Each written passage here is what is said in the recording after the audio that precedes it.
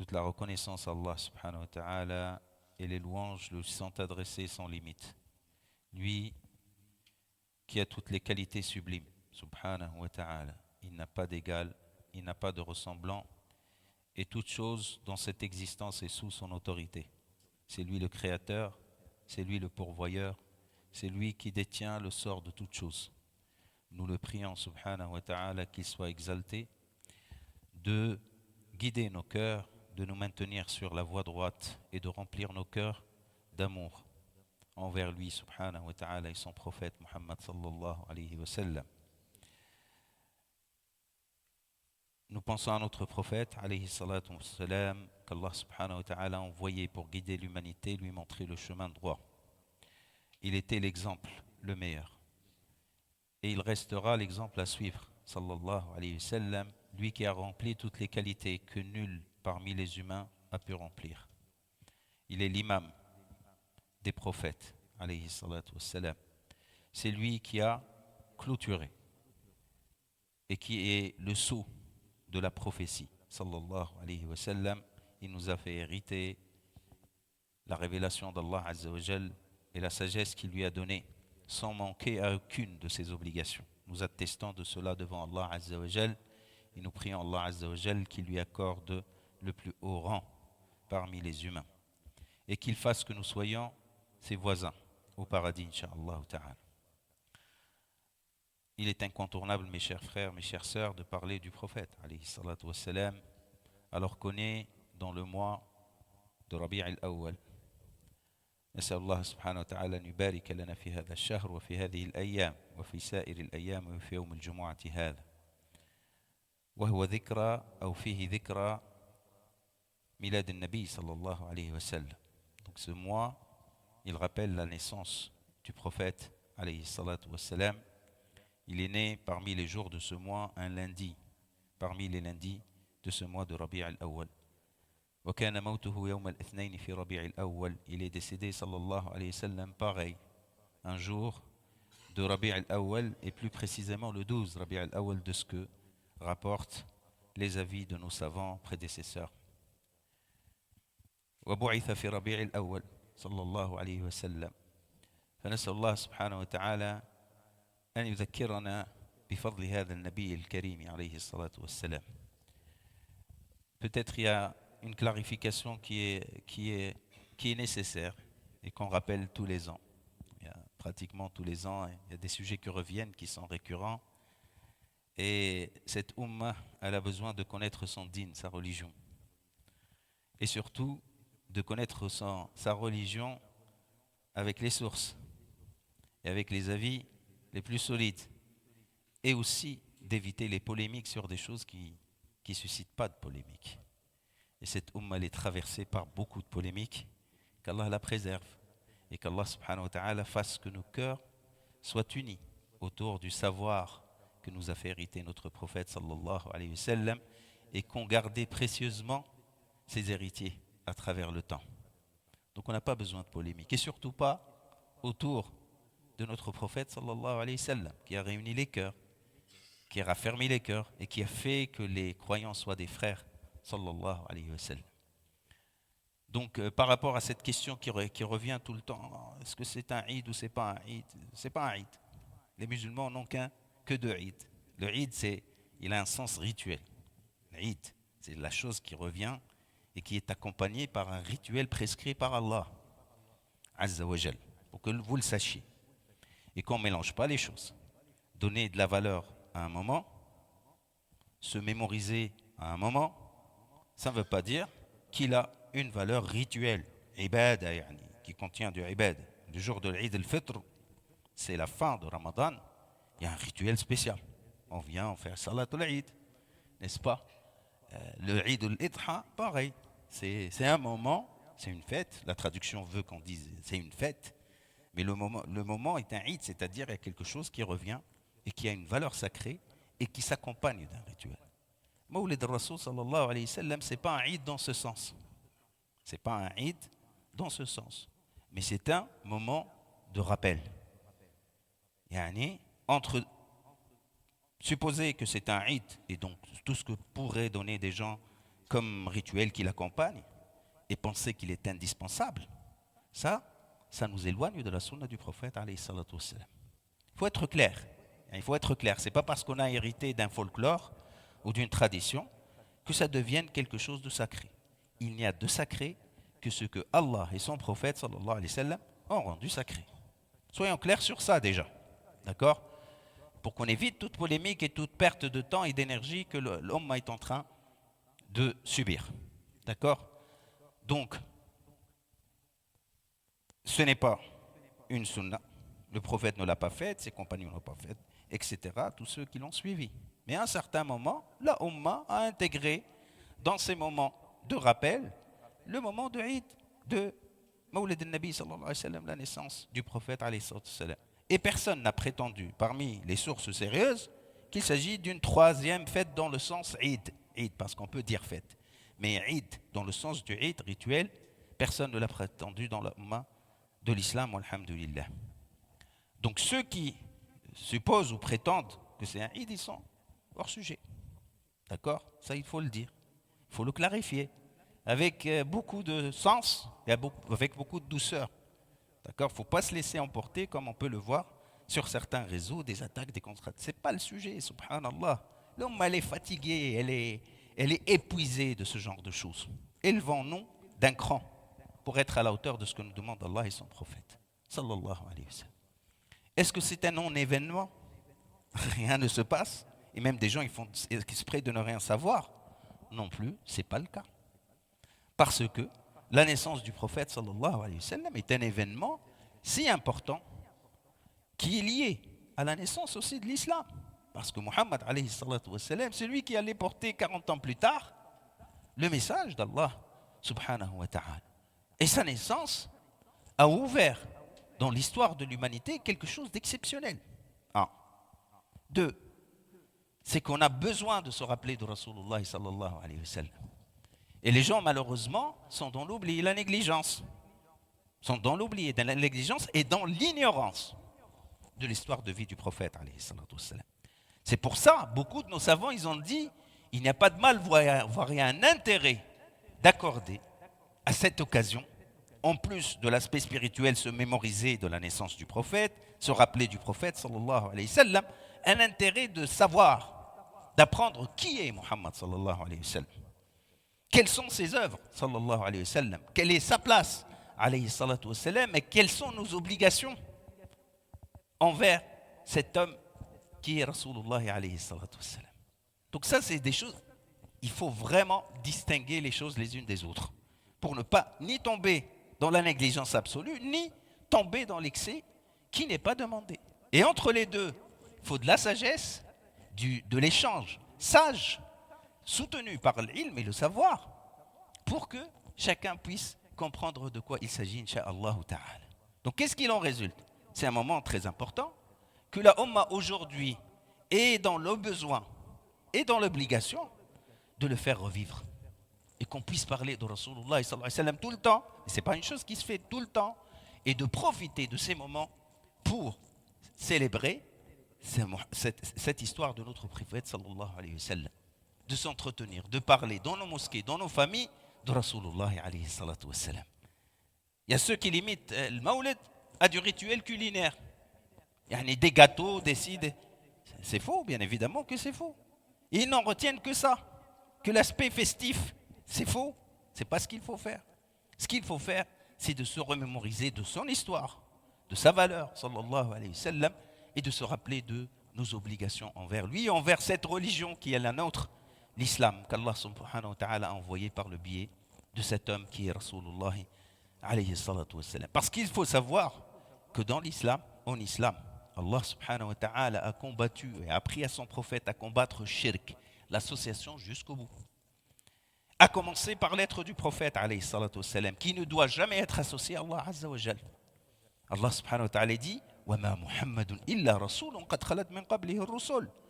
Que vous sachiez, que nous le sachions, mes chers frères, mes chères sœurs, Muhammad alayhi salatu wa sallam, il avait une grandeur de caractère, une beauté de caractère qui rendait les gens très admiratifs de lui. Et les gens ignorants, ils auraient pu le confondre à Allah azza wa jal. L'histoire nous dit que ça a été fait auparavant, n'est-ce pas? Il y a des prophètes qui ont été confondus à Allah Azza wa Jal. Mais Rasulullah Azza wa Jal, soutenu par le Coran et son comportement et son attitude, a laissé derrière lui un tawhid pur, un monothéisme pur, dans lequel même lui, il garde sa place honorable du prophète, pas plus. Alayhi salatu wassalam.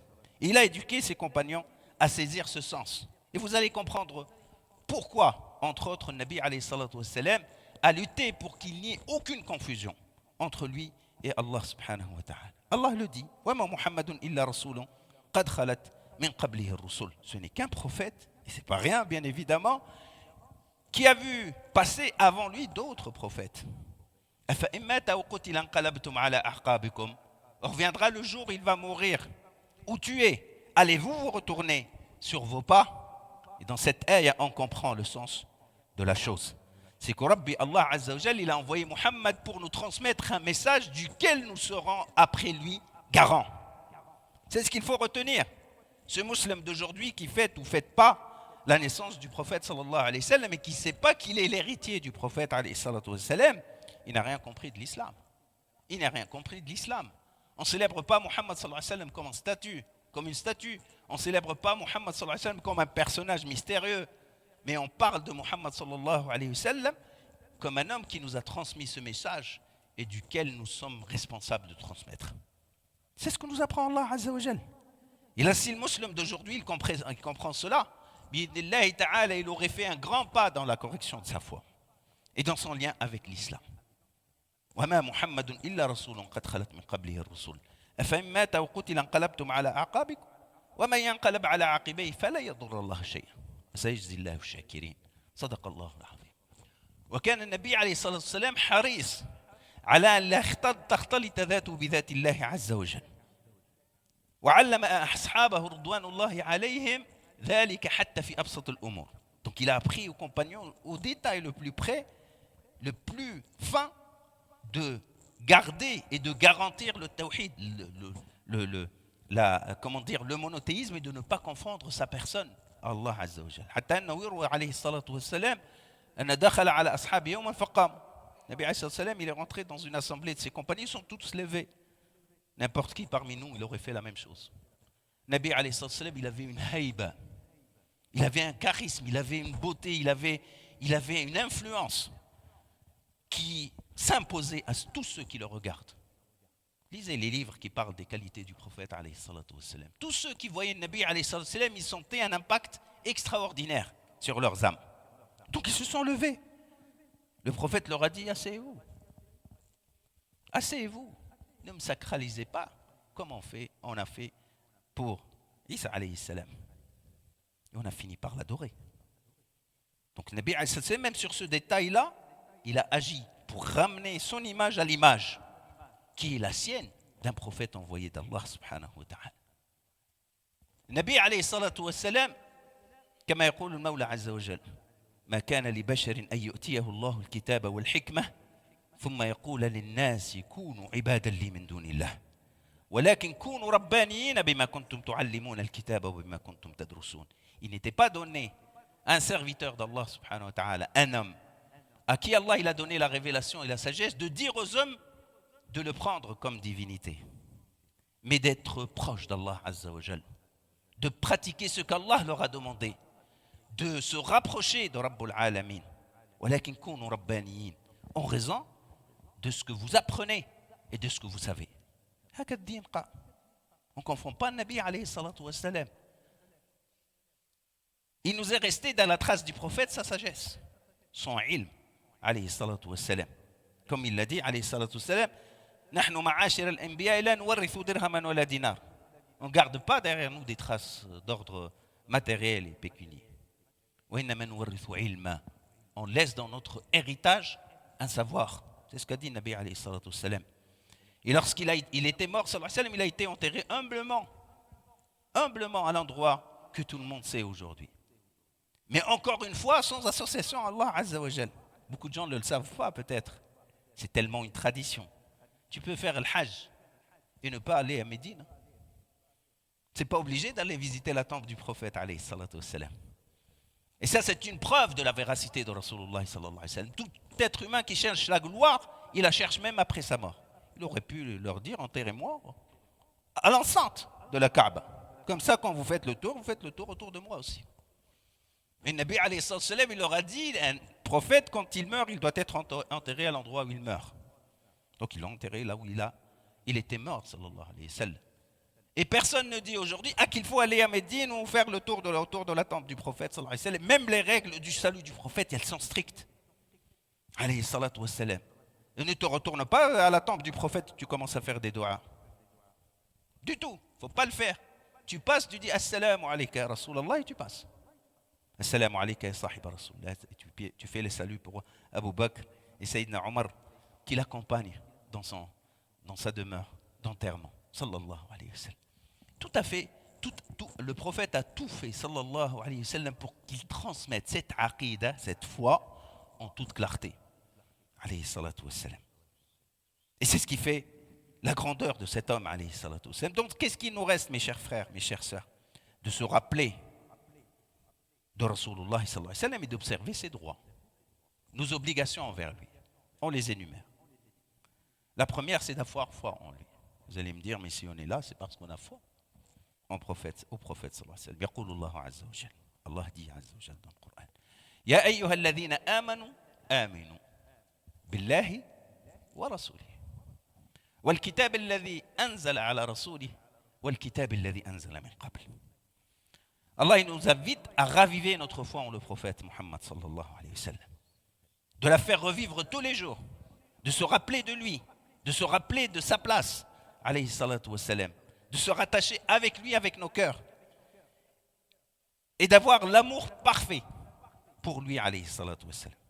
Comme il a dit, alayhi salatu wa salam, لا يؤمن أحدكم حتى أكون أحب إليه من أبيه من والده وولده ومن نفسه التي بين جنبيه. Nul n'aura la foi tant que je ne serai le plus aimé pour lui, plus que ses ascendants, plus que ses descendants, et même plus que son âme qui est entre ses côtes. C'est quoi l'amour, mes frères? C'est un sentiment, mais ce n'est pas un sentiment qui vient de nulle part. Il vient de deux choses importantes, et elles demandent toutes les deux la connaissance de Muhammad sallallahu alayhi wa sallam. Le premier, c'est l'admiration. Voir en lui quelqu'un d'exceptionnel. وقد جمع رسول الله صلى الله عليه وسلم أعظم وأعلى الخلق حتى وصفه الله عز وجل قائلا وإنك لعلى خلق عظيم. Nous les humains, on peut être généreux à un certain degré, mais selon les situations. Généreux pas envers tout le monde, envers la famille, envers l'entourage, vers les inconnus, je ne suis pas généreux. Mais les gens m'appellent généreux, quand même. D'accord? Généreux quand j'ai les moyens, quand j'ai des moyens qui abondent. Mais quand j'ai juste, non, je pense à personne. C'est nous les humains, on est comme ça. Et on m'appelle quand même généreux. D'accord? Pardonneur. Pardonneur. On peut être pardonneur. Hein? Afou. Hein? Mais on ne pardonne pas tout. On ne pardonne pas tout le monde. Et on ne pardonne pas tout le temps. On peut être courageux, mais pas face à un lion. On peut être courageux, mais pas dans toutes les situations, en fait. D'accord? On peut être indulgent, mais pas tout le temps, ni avec tout le monde, ni dans toutes les situations. Rasulullah sallallahu alayhi wa sallam, il était bon tout le temps et en tout. Parce que nous, les humains aussi, on peut être généreux, mais coléreux. On peut être doux, indulgent, mais avare. Vrai ou faux? On est comme ça. Rasulullah sallallahu alayhi wa sallam, il a réuni toutes les qualités au maximum de ce qu'elles peuvent avoir comme degré et tout le temps. هكذا كان رسول الله صلى الله عليه وسلم. أتاه أحدهم يوما, il y a un homme qui est venu un jour voir Nabi alayhi salam. Il s'est converti à l'islam. Puis avant de partir, il lui a dit, Rasulallah, je suis pauvre et je suis d'une communauté très pauvre. S'il te plaît, est-ce que tu peux me donner quelque chose pour rentrer avec? Le prophète, il a prié de sa main. Ça, ce n'est qu'une anecdote parmi des milliers. Hein. Il a pris par sa main. Ils sont partis à un endroit, à l'extérieur de Médine, une vallée remplie de bestiaux, de bétail. Et dire, Rasulullah sallallahu alayhi wa sallam, il lui a dit, prends ce que tu veux. L'homme, il a dit, je peux prendre tout? Il a dit, prends tout. Sallallahu alayhi wa sallam. L'homme a réuni tout le bétail, il est rentré chez lui. Il a fait le chemin. Il arrive chez sa communauté, il leur dit, Aminou, ayez foi en Muhammad, car par Allah, j'ai rencontré un homme qui donne comme quelqu'un qui n'a pas peur de la pauvreté. Pas de calcul. Et ça ne peut être que le caractère d'un prophète. Il ne peut faire ça. Le plus généreux des humains ne fera pas ça. Nabi alayhi salam, il avait faim dans son ventre. Il rattachait même une pierre avec. Il la serrait contre son ventre. Et il donnait tout ce qu'il avait. Beaucoup de gens ils pensent que le prophète était pauvre. Le prophète, les récits de Sira rapportent qu'il nourrissait de ce qu'il avait lui dans sa poche. Alayhi salatu wassalam, plus de 100 personnes par jour. Il les prenait en charge régulièrement. Alayhi salatu wassalam.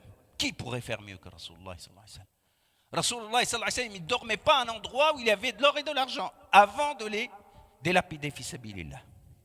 Qui pourrait faire comme Muhammad sallallahu alayhi wa sallam? On a pris la qualité de généreux. Donc l'admiration de Rasulullah sallallahu alayhi wa sallam pour celui qui le connaît, elle dépasse toutes les mythes. On l'aime pour ce qu'il est. On l'aime pour ce qu'il est. Alayhi salatu wassalam. Les gens, ils aiment n'importe qui pour ce qu'ils sont sur n'importe quoi. Vrai ou faux? Il a une belle voix, on l'aime, et on mettra même des posters, et même on fera une photo de profil ou je ne sais quoi, de quelqu'un qui, Allahu A'lam, qu'est-ce qu'il vaut et qu'est-ce qu'il est. D'accord? Donc l'admiration de Rasulullah, c'est pour ça qu'on est obligé de lire Sira, mes frères et mes sœurs. Lire l'histoire du prophète, on passe trop de temps à faire rien du tout ou à faire des choses qui n'ont pas d'utilité. Au lieu d'apprendre qui est Muhammad sallallahu alayhi wa sallam. Deuxième élément qui nous pousse à aimer Rasulullah sallallahu alayhi wa sallam, et en toute chose, l'amour, il se base sur deux choses, essentiellement. L'admiration. Donc tu es admiratif envers l'être, tu vois en lui un modèle, que tu aimes être avec lui si tu le peux, voyez. Et le deuxième, c'est la reconnaissance. Reconnaître qu'il t'a fait un bien. Que tu es redevable envers lui de quelque chose. Et entre les humains, quand on est redevable de quelque chose, on a envie de compenser. On ne laisse pas un service sans compensation. Envers Rasulullah, il n'a rien à compenser et tu ne peux rien compenser. D'accord? Parce qu'il nous a sortis des ténèbres vers la lumière.